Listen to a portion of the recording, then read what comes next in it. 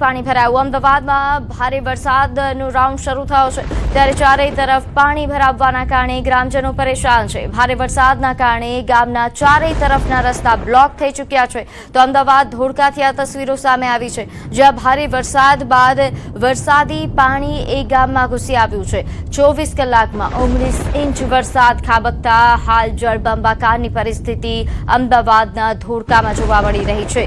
સરોડા ગામમાં વરસાદી પાણી ભરાયું, ચારેય તરફના રસ્તાઓ બ્લોક થઈ ચૂક્યા છે। ગ્રામજનોને ભારે હાલાકી ભોગવવાનો વારો આવી રહ્યો છે। ગ્રામજનોનું બહાર નીકળવું મુશ્કેલ છે। ગામના ચારેય તરફના રસ્તા બ્લોક થઈ ચૂક્યા છે। હાલ ટ્રેક્ટર આ ઉપરાંત મોટા વાહનોની મદદથી લોકો વાહન વ્યવહાર જે જરૂરી વાહન વ્યવહાર છે તે કરી રહ્યા છે તો ધોળકાથી આ તસવીરો કે જ્યાં રોડ રસ્તા એ સંપૂર્ણ જળમગ્ન થઈ ચૂક્યા છે, જાણે કોઈ નદી આ ગામમાં ઘૂસી આવી હોય તે પ્રકારની આ તસવીરો વાહનો કારો આ પાણીમાં તરતા જોવા મળી રહી છે। તો ધોળકાથી ન્યૂઝ 18 ગુજરાતી પર એક્સક્લુઝિવ તસવીર આપ જોઈ રહ્યા છો કે કેવા પ્રકારની પરિસ્થિતિ આ છેલ્લા 24 કલાકમાં ભારે વરસાદ બાદ સર્જાઈ છે। નોંધે છે કે અહીં 19 ઇંચ જેટલો વરસાદ ખાબકી ચૂક્યો છે।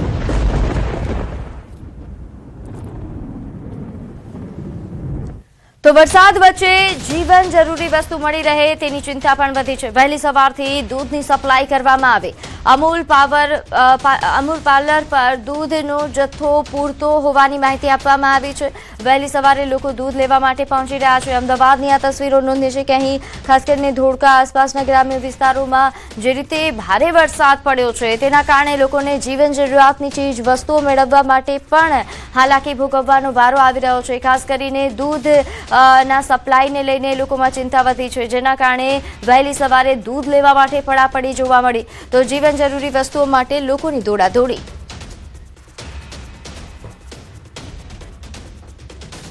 તો હાલ અમદાવાદમાં ભારે વરસાદ બાદ કેવા પ્રકારની પરિસ્થિતિ છે, શું હાલાકી થઈ રહી છે તેને લઈને વધુ વિગતે ચિતાર આપશે વિભુ મારી સાથે જોડાયા છે। વિભુ, હાલ અમદાવાદમાં જે રીતે જળબંબાકારની પરિસ્થિતિ ઘણા વિસ્તારોમાં સર્જાય છે, કેવી હાલાકી, કેવી સમસ્યાઓ?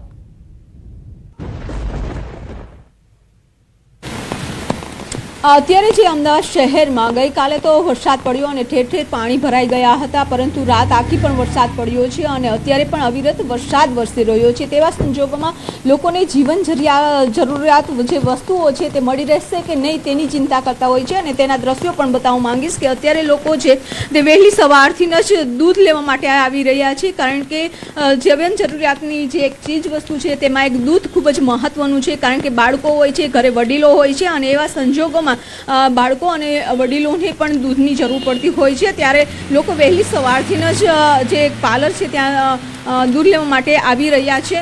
અંકલ, આપ ક્યાંથી આવ્યા છો? હું અહીંયા સમન્વય રેસિડેન્સીમાં રહું છું અને મારે એક આપને વિડીયો બતાવું છું કે જે સ્ટોર્મ વોટર છે એના ડિસ્પોઝલ માટે, કારણ કે આ રસ્તો ઊંચો થઈ ગયો છે અને સાઈડનો રસ્તો છે અમારા કોર્નરવાળો એ નીચો છે અને ગઈકાલે પાણી અંદર જસ્ટ આવતા રહી ગયું, આવી ગયું હોત તો અંદર સેલરની અંદર જતું રહે પાણી અને બધી જ મોટરો, બધી કાર બધી સબમર્જ થઈ જાય। એટલે કહેવાનો મતલબ એવો છે કે જે હવે અત્યારે અહીંયા જે રસ્તો ઊંચો કર્યો છે તો અહીંયા ઇનલેટની જરૂર છે ખાસ। મ્યુનિસિપલ કોર્પોરેશન આ જે ડ્રેન છે એ ડ્રેનની અંદર મેક્સિમમ ઇનલેટ આપે જેથી કરીને સ્ટોર્મ વોટર છે એ ઓવરટોપ ન થાય બીજા પ્લોટની અંદર અને ડિસ્પોઝલ થઈ જાય। અથવા તો આપણું જે અહીંયા આ જે ગાર્ડન છે એ અને પેલી ગમારા કેપિટલ એની વચ્ચે એક નાળું એમનો બંધ છે, એ બંધ નાળું છે એ નાળાને ત્યાં ગ્રાઉન્ડ સુધી ઓપન કરે તો એ પાણી ત્યાં જતું રહે અને આ સમસ્યા છે। અમદાવાદ મ્યુનિસિપલ કોર્પોરેશનની સાઇટ ઉપર મેં પણ આ બધા વિડીયો મોકલેલા છે એટલે લોકો જોઈ અને એનો કોઈ નિર્ણય કરે। હું પણ સિટી એન્જિનિયર હતો મ્યુનિસિપલ કોર્પોરેશનનો એટલે I know very well what to do actually. હું રાજકોટ મ્યુનિસિપલ કોર્પોરેશનની સિવરેજ ડિપાર્ટમેન્ટ સંભાળતો હતો। એને એક તો અતિવૃષ્ટિ એટલે જે આપણા કેલ્ક્યુલેશન્સ છે એ બધા ખોટા પડે છે। અત્યારે જે આપણે સ્ટોર્મ વોટર ડિઝાઇન કરીએ છીએ એ અત્યારે 5 વર્ષની અંદર, એટલે તમારી પાસે ડેટા હોય 30 વર્ષનો, એમાં જે 5 વર્ષમાં મેક્સિમમ રેઇનફોલ આવે એને આધારે કરીએ છીએ। અત્યારે રેઇન પેટર્ન ચેન્જ થઈ ગઈ છે એટલે તમારે એટલીસ્ટ એને વધારવું પડશે, 10 વર્ષ સુધી કરવું પડશે। તો બિલકુલ આ અંકલ છે સિટી એન્જિનિયર હતા અને તેઓ પણ કહી રહ્યા છે કે આ વ્યવસ્થા સુધારવી પડે કારણ કે જે રીતે રેનની પેટર્ન બદલાય છે એ પેટર્ન. અંકલ આપ પણ દૂધ લેવા પહોંચી ગયા છો, તમારી સોસાયટીમાં શું સ્થિતિ છે? અમારી સોસાયટીમાં તો અત્યારે પાણી ભરાયું નથી કારણ કે સારીગ્રામ પ્રાઇમ થોડીક હાઈટ ઉપર છે, પરંતુ હું જ્યાં ટ્રસ્ટી છું જે જગ્યાએ આંબલી ગામની અંદર વૃદ્ધાશ્રમ છે કે જ્યાં લગભગ 77થી 78 વૃદ્ધો રહે છે.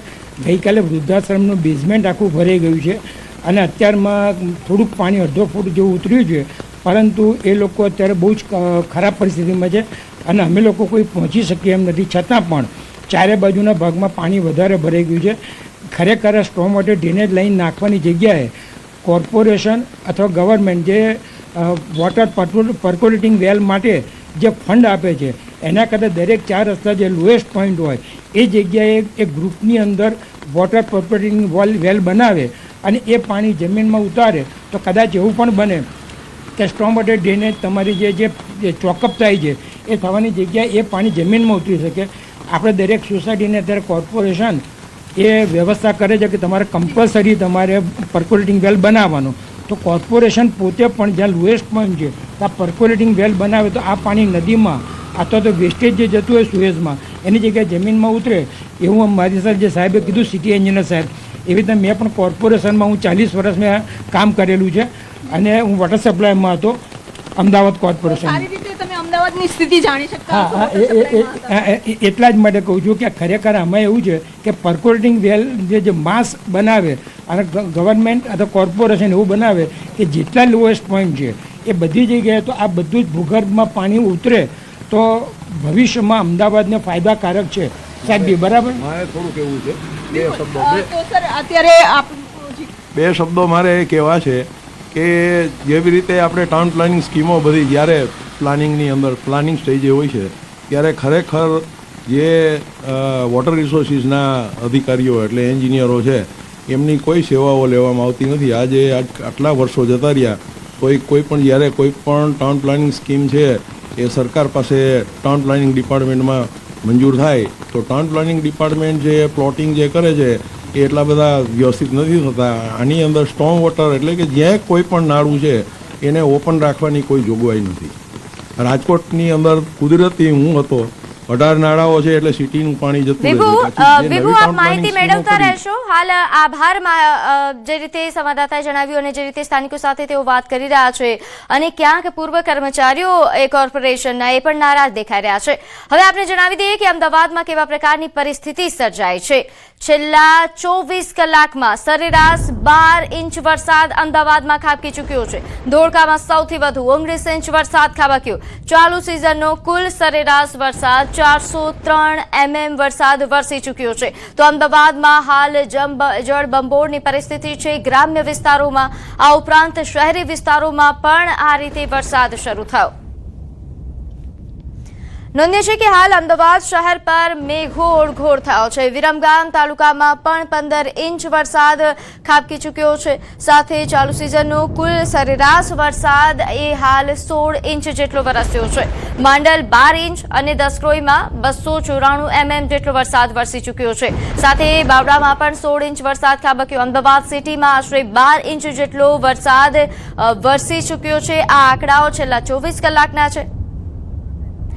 ત્યારે હાલ અમદાવાદમાં ઓવરઓલ કેવા પ્રકારની પરિસ્થિતિ છે તેને લઈને વધુ વિગત સાથે મારી સાથે સંવાદદાતા સંજય જોડાયા છે. સંજય, અમદાવાદ શહેરમાં અને ગ્રામ્ય વિસ્તારોમાં છેલ્લા 24 કલાકમાં કેટલો વરસાદ વરસ્યો?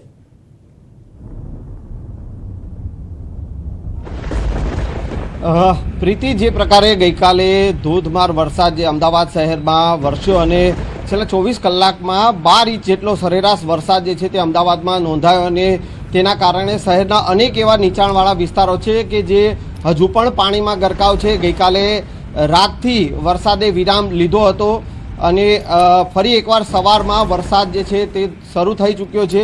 પરંતુ જે પ્રકારે વરસાદે વિરામ લીધો તેમ છતાં પણ શહેરના અનેક એવા નીચાણવાળા વિસ્તારો છે કે હજુ પણ પાણીમાં ગરકાવ છે. હું સીધા દ્રશ્ય પ્રીતિ અત્યારે આપને બતાવવાનો પ્રયાસ કરીશ. હાલ આપ જે જોઈ શકો છો કે આ જે ગરનાળું છે એ ગરનાળું જે ન્યૂ રાણીપથી વંદે માતરમ જગતપુર તરફ જતું આ ગરનાળું છે અને એ ગરનાળામાં પાણી ભરાયેલા છે.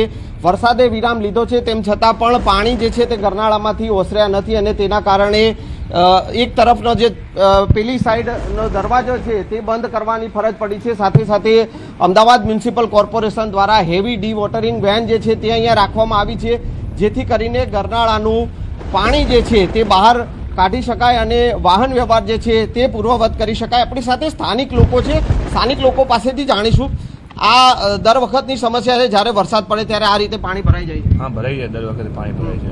કેવી તકલીફ પડે છે આ પાણી ભરાઈ જાય તો? ખાલી તકલીફ ખાસી પડે, પાણી બધા આવા જવા બધા પબ્લિકને તકલીફ પડે છે.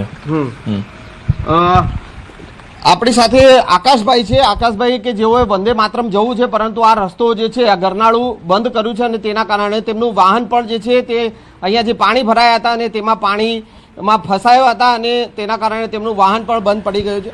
આકાશભાઈ, क्या तकलीफ हो रही है अभी ये पानी भरा हुआ है अंडर पास में? हमको वंदे मातरम जाना है, अभी बताओ कैसे जाएंगे? पूरा रास्ता बंद है, जहाँ पे भी देखो वहाँ पे भी पानी भरा पड़ा है. अब कैसे पहुँचेंगे वंदे मातरम? पानी में आपकी बाइक भी खराब हो? बाइक भी खराब हो गई है मेरी. 2 घंटे से परेशान हो रहा हूँ, पूरा बाइक भी बिगड़ गया है और वंदे मातरम जाने का है, कैसे पहुँचेंगे?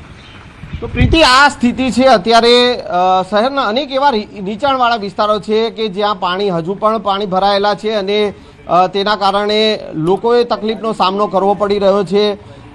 શહેરમાં જે પ્રકારે વરસાદ ખાબક્યો છે અને તેના કારણે સ્થિતિ જે છે તે જળબંબાકાર જેવી સ્થિતિ સર્જાઈ હતી.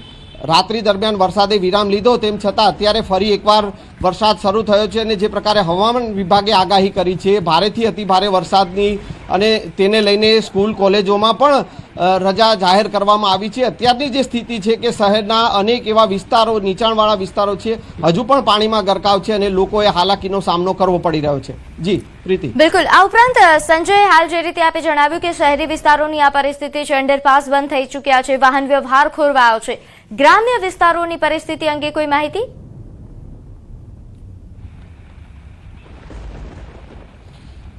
જે પ્રકારે ધોધમાર વરસાદ વરસ્યો છે ને ખાસ કરીને અમદાવાદના પશ્ચિમ વિસ્તારમાં ધોધમાર વરસાદ વરસ્યો એટલે સ્વાભાવિક છે કે પશ્ચિમ વિસ્તારને અડીને આવેલા જે ગ્રામ્ય વિસ્તારો જે છે ત્યાં પણ સ્થિતિ જે છે તે જળબંબાકાર જેવી સ્થિતિ છે. જે પ્રકારે ધોળકાનો સ્થિતિ જે સામે આવી કે ધોળકામાં છે, અમદાવાદના સાણંદ વિસ્તારમાં જ્યાં ગ્રામ્ય વિસ્તારો જે છે ત્યાં પણ પાણીના જે ભરાવાની જે સ્થિતિ જે છે તે સર્જાઈ હતી. અનેક એવા ગામડાઓ જે છે આસપાસ અમદાવાદ શહેરને જોડતા જે ગામો છે નજીક આવેલા, એ તમામ ગામોમાં પણ જે છે તે પાણી ભરાવાની સ્થિતિ સર્જાય છે. લોકોએ હાલાકીનો સામનો કરવો પડી રહ્યો છે. જે પ્રકારે વરસાદ વરસ્યો છે, સરેરાશ 12 ઇંચ જેટલો વરસાદ અમદાવાદ શહેરમાં જે છેલ્લા 24 કલાકમાં ખાબક્યો છે અને તેના કારણે સ્થિતિ જે છે તે વધુ વિકટ બની છે. લોકોએ હજુ પણ સાવચેતી રાખવા માટે અમદાવાદ મ્યુનિસિપલ કમિશનર જે છે તેઓએ પણ અપીલ કરી છે કે જો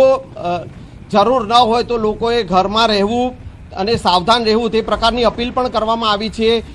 જિલ્લા કલેક્ટરના આદેશને પગલે શહેરના સ્કૂલ અને કોલેજોમાં પણ રજા જાહેર કરવામાં આવી છે. એટલે આ સ્થિતિ જે છે, જે પ્રકારે હવામાન વિભાગની આગાહી છે કે હજુ પણ ભારેથી અતિ ભારે વરસાદ વરસી શકે છે અને તેના કારણે લોકોએ પણ સાવચેત રહેવું પડશે. જી બિલકુલ, આભાર માહિતી આપવા બદલ. તો હાલ જે રીતે સંવાદદાતાએ જણાવ્યું કે લોકોએ સાવચેત રહેવાની, સાવધાન રહેવાની જરૂર છે. આપને જણાવી દઈએ કે અમદાવાદમાં છેલ્લા 24 કલાકમાં સરેરાશ 12 ઇંચ વરસાદ ખાબકી ચૂક્યો છે.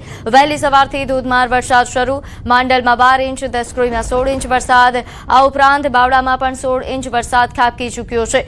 આપને જણાવી દઈએ કે શહેરી વિસ્તારોમાં અંડરપાસ બંધ કરી દેવામાં આવ્યા છે. ઘણા વિસ્તારોમાં સૌથી વધુ સાઉથ વેસ્ટ ઝોન કે જ્યાં વરસાદના કારણે વિસ્તાર પ્રભાવિત થયા છે.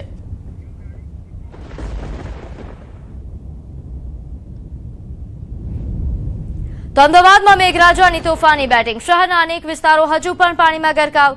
ન્યૂ રાણીપ અને વંદે માતરમ ગોદરેજ ગાર્ડન સિટી વિસ્તારને જોડતું ગરનાળું પાણીમાં ગરકાવ થઈ ચૂક્યું છે. ગરનાળામાંથી પાણી બહાર કાઢવા કોર્પોરેશન દ્વારા હેવી ડી વોટરિંગ વાન મુકાઈ છે. ન્યૂ રાણીપથી વંદે માતરમ જગતપુર જવા તરફનો વાહન વ્યવહાર બંધ થયો. ગરનાળા ગેટ બંધ કરી વાહન વ્યવહાર બંધ કરવામાં આવ્યો. તો હાલ આ તસવીરો અમદાવાદ શહેર વિસ્તારની છે, જ્યાં આ પ્રકારે વરસાદી પાણી ભરાઈ જાય છે. અંડરપાસ બંધ કરવાની ફરજ પડી છે. જોકે ડીવોટરિંગ વાન દ્વારા પાણી નિકાલ માટેની વ્યવસ્થાઓ કરી દેવામાં આવી છે. પાણી બહાર કાઢવામાં આવી રહ્યું છે.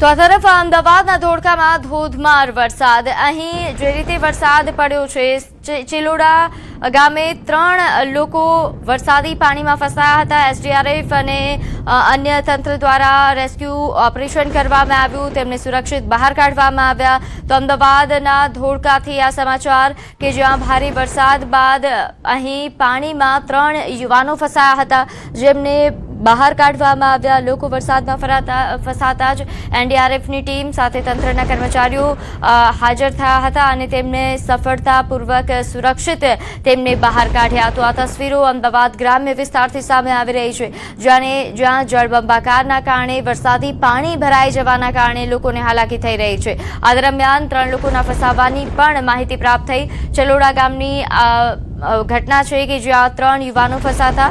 એનડીઆરએફના જવાનો બોટ લઈને પહોંચ્યા હતા અને ત્રણેયનું રેસ્ક્યુ કરવામાં આવ્યું. તો ધોળકામાં ધોધમાર વરસાદ થતા અહીં ધોળકામાં જાણે નદી વહેતી હોય તે પ્રકારની તસવીરો